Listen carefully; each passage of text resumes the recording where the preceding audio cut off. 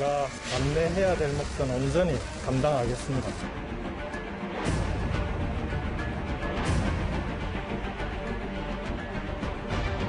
킹크랩 지연 참관 등 인터넷 댓글 순위 조작 관여 사실, 공직 제한 등 사실을 인정한 것은 기소된 범죄 사실 대부분을 인정한 것이고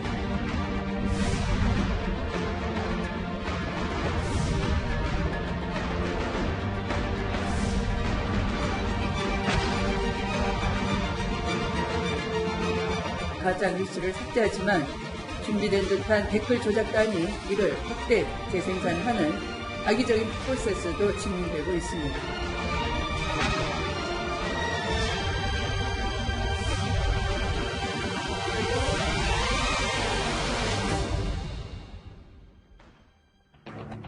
예, 오늘 뉴스탑10은 바로 여기부터입니다. 3년 넘게 진행이 되어 왔던 이 댓글 조작 재판이 오늘 결국 마무리가 됐습니다. 대법원의 판단은 김경수 지사는 지난 대선 댓글 조작 사건의 공범이었다 이거였습니다. 유죄, 징역 2년을 확정했는데요. 먼저 김경수 경남지사의 오늘 출근길 영상부터 만나보겠습니다. 휴가신데 출근하시게 됩니다. 한번 해주시는 거. 지금 경남의 코로나 상황이 대단히 심각하고요. 경남의 코로나 대응 상황을 함께 점검하고 대책을 논의할 필요가 있다 싶어서 출근을 하게 됐습니다. 선거 앞둔 신경은 좀 어떠신지 한 말씀 드리겠습니다. 최선을 다했으니까 지켜봐야죠. 부재 확신하시나요? 네, 제가 할 수 있는 진실을 밝히기 위한 노력은 다했다고 생각합니다. 제가 할 수 있는 진실을 밝히는 노력은 다 했다라는 얘기가 나왔는데 결론은 김 지사에게는 꽤 안 좋은 결과가 나왔습니다. 징역 2년, 복역 이후에 출마할 수 있는 권한도 5년간 상실이 됐습니다. 지사직을 잃게 됐는데 이도원 의원님, 결국 대법원도 김경수 지사의 손을 들어주진 않았습니다. 드루킹 사건은 인터넷 여론조사를 조작을 통해서 우리 그 민주주의를 지키는 핵심 체제인 그 선거를 왜곡한, 민심을 왜곡한 굉장히 중요한 그 헌정문란 사건입니다. 예. 아마 우리 헌정사에 굉장히 그 치욕적인 그 오점으로 아마 계속 남게 될 겁니다. 법리적으로만 보면은 그 업무방해, 컴퓨터 장애를 통한 업무방해, 그 네이버를 업무방해했다는 거죠.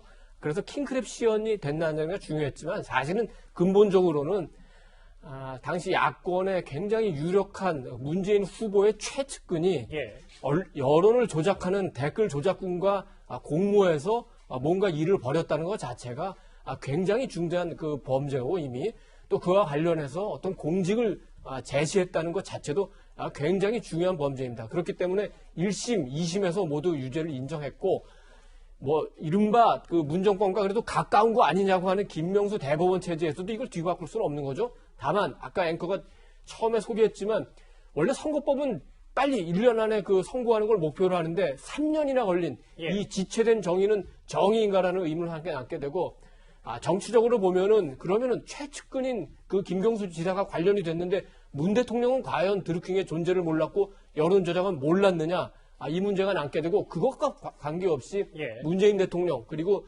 민주당의 어떤 그 권력의 정통성 정당성이 크게 흔들리는 건 사실입니다. 하나하나 더 짚어보겠습니다. 김근식 교수님, 아까 김경수 지사의 출근길도 만나봤는데 본인 스스로도 이게 쉽지 않겠다. 어느 정도 예상을 했다고 봐야 되는 겁니까? 뭐 표정도 그렇고 근데 상식적인 수준에서 보더라도요.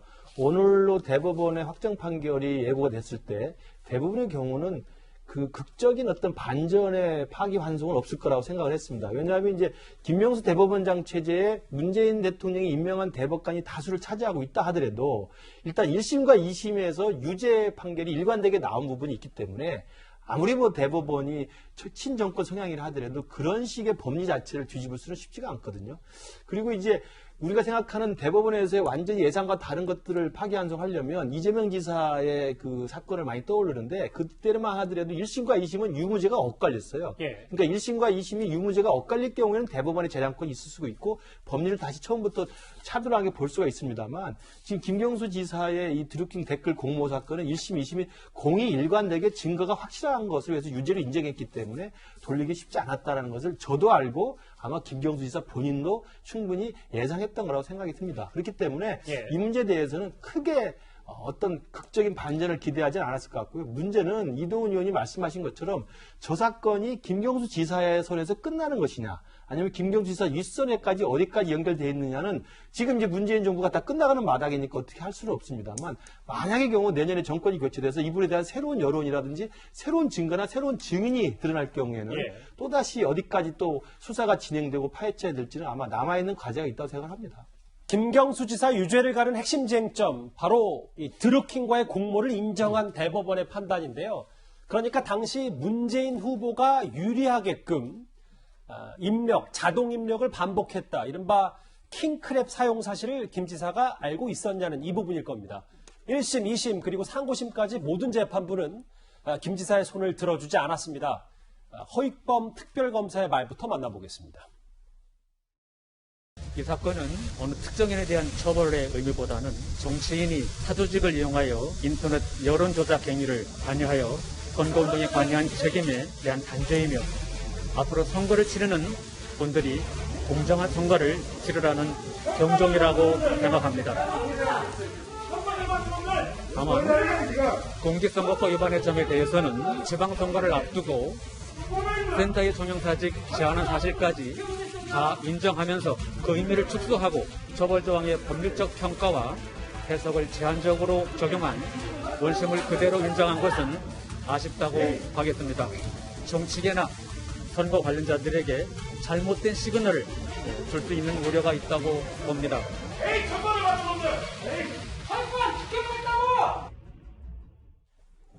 화면에 보신 것처럼 허익범 특별검사가 여러 가지 얘기들, 인터뷰를 하는 와중에 김 지사의 지지자로 추정되는 인물들이 저렇게 고성이 오고 가기도 했습니다. 저희가 화면을 봤는데요.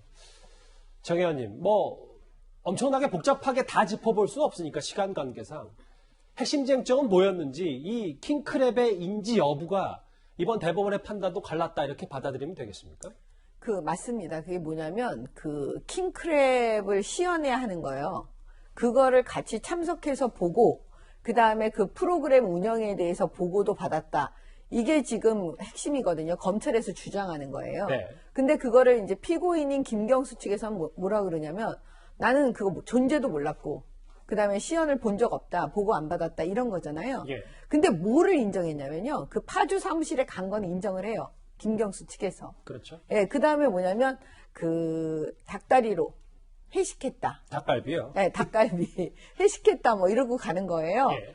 근데 이제 핵심은 그거예요. 만약에 사람들하고 식사 자리를 했다 그러면, 만약에 검찰에서 수사를 하거나, 법정에서는 반드시 그러면 같이 식사한 사람들의 증언이 필요하겠죠. 그렇겠죠. 그러면 그거는 그렇게 어려운 게 아니에요. 식사 안 했는지, 식사했는지, 그것만 확인해 보면 피고인이 거짓말을 하는지 안 하는지 알 수가 있잖아요.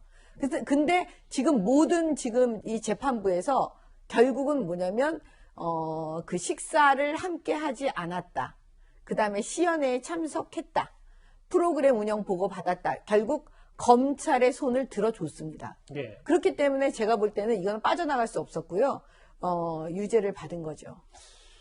이승훈 변호사님, 이 부분도 있잖아요. 그러니까 좀 더 구체적으로 보면 드루킹 김모 씨로부터 온라인 정보 보고와 댓글 작업 기사 목록을 받은 점, 김경수 지사 스스로 기사의 주소를 드루킹 김모 씨에게 보낸 점, 이런 것들을 다 대법원이 하나하나 2심부터 더 찾아본 것 같아요. 전체적으로 봐서 유죄 판결을 내린 것 같고요. 이게 1, 2, 3심을 거쳐서 업무방해 부분은 공이 유죄가 나왔기 때문에 대법원 판결은 존중돼야 될 것 같아요.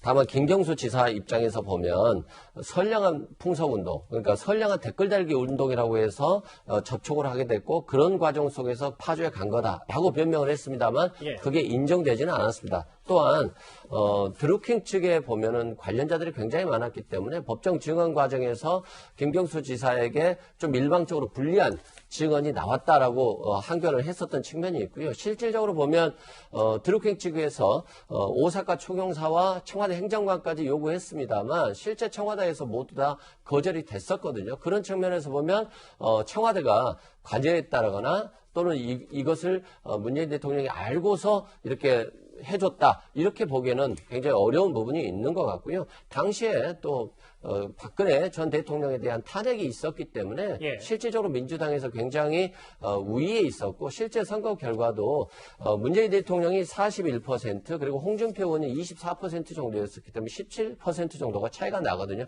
그런 측면에서 보면 큰 의미는 없었지만 이런 거에 김경수 지사가 결과적으로는 개입하게 된 거에 대해서는 참 유감스러운 일이 아닐 수 없습니다. 대법원의 판단을 저희가 좀 한눈으로 정리를 해봤어요. 일단 앞서 저희가 만나봤던 댓글 조작 혐의는 1, 2심, 3고심까지 해서 징역 2년이 확정됐고 다시 이제 김 지사는 수감이 됩니다. 그런데 이 부분 있잖아요. 공직선거법 위반. 1심에서는 징역 2년, 징역 10월에 집행유예 2년이 나왔다가 2심과 3고심에서 무죄가 나왔습니다. 다음 화면을 바로 만나볼까요? 공직선거법 위반. 이게 사실 좀 오래된 재판이어서 여러분들의 좀 기억을 되돌리기 위해서 이 부분 6.13 지방선거 협조 대가로 드루킹 일당에 센다이 총영사직 제한한 증거는 없다. 이걸 대법원이 이렇게 판단을 했습니다. 저 부분도 사실은 이제 1심, 2심이 엇갈리는 판결인데요. 결국 오늘 아까 허익범 특검도 저 부분에 대해서는 대법원의 마지막 판결에 약간 유감을 표명했습니다.